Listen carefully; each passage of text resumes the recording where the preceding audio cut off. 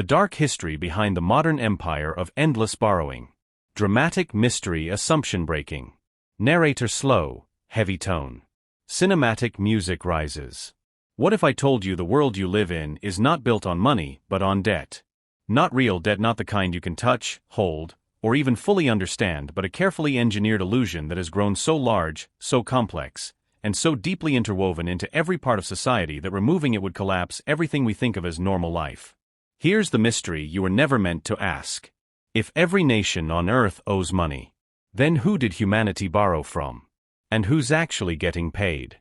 To answer that, we must travel back through centuries of forgotten history, past wars, kings, bankers, revolutions, and economic disasters to uncover how debt transformed from a simple tool into the core operating system of the world. A system so powerful that it doesn't need armies, laws, or borders. Only your belief. Because the truth is this. The modern empire ruling civilization is not a country. It is the empire of endless borrowing. And today you're going to learn how it was built. Section 1. Origins. How debt became more powerful than wealth. Before banks, before Wall Street, before national currencies, there was trust. Ancient civilizations traded grain, livestock, metals, real things with real value. But there was a problem. Real wealth is heavy, slow, hard to move, and impossible to multiply instantly. So empires began creating promises, clay tablets, tally sticks, ledgers, early IOUs that represented wealth without physically carrying it. These credit systems solved practical issues. But they also created something new. The idea that wealth can exist before it is created. A dangerous idea. Because if wealth can be promised ahead of time, someone has to keep track of the promises and decide who gets to create them. Enter the earliest central authorities: temple priests, royal treasuries, imperial scribes. They discovered something profound. Controlling debt was more powerful than controlling gold. Gold could be stolen, lost, or rebelled against. Debt. Debt controlled farmers, soldiers, merchants, entire populations without any physical force. The earliest recorded debt rebellions date back to 2400 BCE in Sumer, where peasants demanded debt forgiveness after being trapped in unfair credit systems. Humanity's first economic tension was already here. Debt frees the powerful and traps the powerless. And that imbalance would only grow. Section 2. Rise. How banking families turned borrowing into an empire. Fast forward to medieval Europe. Trade explodes. Cities rise. Kingdoms need money for roads, wars, navies, expansion. But gold is scarce. Too scarce. This scarcity opens the door for a new class of power. Merchant bankers, the Medici in Florence, the Fuggers in Germany, the Amsterdam financiers, and later the rising families of London. These families discovered a financial trick that changed history. Lending the same gold multiple times. A merchant deposits 100 gold coins. The bank lends out 90, but still tells the merchant their 100 is safe. The 90 coins circulate, get redeposited, and get lent out again. One pile of gold becomes many piles of debt. This system, the ancestor of modern fractional reserve banking, gave bankers superhuman power. They could create money faster than kings could mine it. The result? Bankers no longer served rulers. Rulers needed bankers to survive. Wars were now fought with borrowed money. Nations were built with borrowed money. Revolutions were funded with borrowed money. And for the first time, debt, not land or armies, became the foundation of national power. But there was a catch, a flaw that would eventually infect the entire world economy. If a nation couldn't repay its loans, it didn't collapse. It simply borrowed more. And every crisis made the system bigger. Section 3. Breaking point.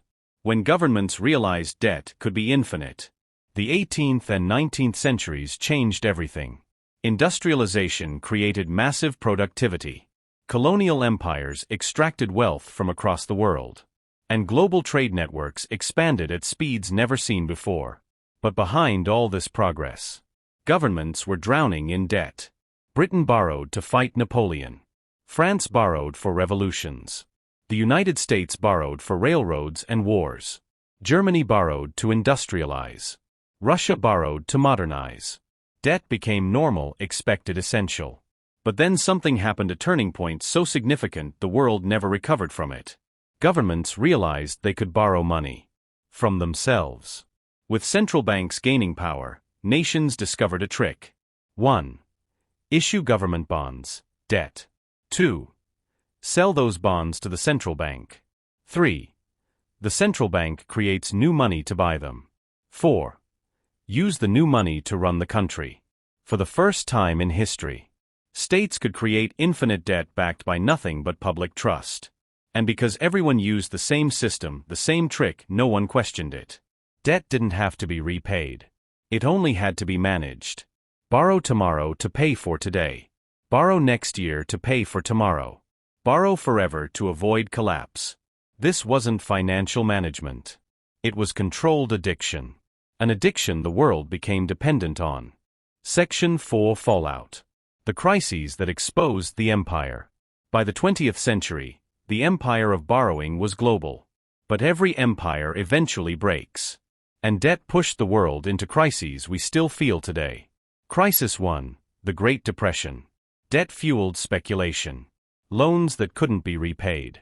Banks collapsing like dominoes. The illusion evaporated overnight. Governments responded with more centralization, more regulation, more borrowing. Crisis 2, World War II. Nations financed the deadliest war in history using debt. After the war, the United States and allied nations created new global financial institutions, the IMF, World Bank, and later the petrodollar system, all designed around one principle: control nations through borrowing. Crisis 3, the end of the gold standard, 1971. When Nixon ended gold convertibility, money officially became debt. Every dollar issued was a loan. Every loan created new money. Every new dollar required more borrowing to stay alive. From this moment on, the world economy no longer floated on gold. It floated on promises. Crisis 4, the 2008 financial collapse. Banks created too much debt. Households borrowed too much. Investors packaged debt into safe products. The system imploded. How did governments fix it? They created even more debt. The solution to the crisis was the cause of the crisis. And nothing changed. Section 5 Failed Fixes. Why every solution makes the system worse. Governments have tried everything. Austerity. Bailouts. Money printing. Raising interest rates. Lowering interest rates. Capital controls. Stimulus packages. Quantitative easing. Quantitative tightening. Debt restructuring. Financial reforms. Every fix solves the immediate problem. Every fix creates a bigger long-term disaster. Why? Because the system only works when it grows. Debt must increase every year forever or the system collapses. This is why inflation never truly stops. Housing doesn't get cheaper. Wages can't keep up. National debt rises nonstop. Currencies lose value. Savings lose purchasing power. Governments always run deficits. Real wealth concentrates at the top. This isn't a flaw. It's the design. A system built on endless borrowing cannot survive without more borrowing. And that brings us to today. Section 6 Modern Parallels. The empire today, bigger, darker, uncontrollable. Now, the numbers are so shocking they barely make sense. Global debt has crossed $300 trillion. More than 3x the world's entire economic output. Government debt is over $90 trillion.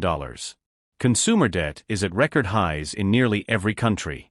Central banks create trillions with keyboard entries. And yet, the world still asks for more. Debt isn't a burden. It's the oxygen keeping the system alive. Governments need debt to stay popular. Corporations need debt to stay competitive. Consumers need debt to survive basic life costs. Banks need debt to generate profit. Central banks need debt to manage the economy. Markets need debt to keep stocks rising. Debt is no longer a financial tool. It is the bloodstream of modern civilization. But here's the twist. The empire of debt doesn't have a ruler. There is no king, no president, no nation, no secret single mastermind. Instead, the system itself became the ruler. A self-replicating machine requiring endless borrowing to survive, a machine humanity built then lost control of. And like every empire in history, it will reach a point where its demands exceed what society can give. Section 7. The pattern repeats. From Sumer to Rome to London to today, history shows a repeating cycle. 1. Debt unlocks growth. 2. Growth creates inequality. 3. Inequality fuels more borrowing. 4. Borrowing becomes unsustainable. 5. Collapse or restructuring resets the system. 6. A new version rises bigger and more complex. Every empire followed this path. Sumer, Babylon, Persia, Greece, Rome, the Islamic Golden Age, the Venetian Banking Empire, the British Empire, the American-led global system. Now we're in the final chapters of the biggest cycle ever created, the global debt empire. And the cracks are showing. Inflation, currency devaluation, housing bubbles, bank failures, trade wars, debt ceilings, wage stagnation, rising inequality, geopolitical tension, central banks trapped between collapse and hyperinflation. We're living through a historic turning point. The empire is too big to fail, and too unstable to last. Section 8. Final message. What you must understand before the ending arrives. So here are your 3 core takeaways. Takeaway 1. The world doesn't run on money, it runs on debt. Every dollar, euro, yuan, rupee, and peso is a promise, not a thing. And promises only work as long as people believe them. Takeaway 2. The debt system cannot shrink, it must expand forever. This guarantees inflation, rising costs, and endless financial pressure on regular people. Takeaway 3. When debt stops growing, the system resets. These resets are violent: economic crashes, currency reforms, wars, or political upheaval. Humanity is approaching another reset. No one knows exactly how it will unfold. But one truth is clear. An empire built on endless borrowing cannot last forever. And when it breaks, the world will not be the same. Closing call to action: natural and serious. If you want to understand the system before it changes, if you want to see the bigger picture others never notice, subscribe to the channel. Share this video so more people begin asking the questions governments hope you never ask. And stay curious, because the next chapter of this story is just beginning.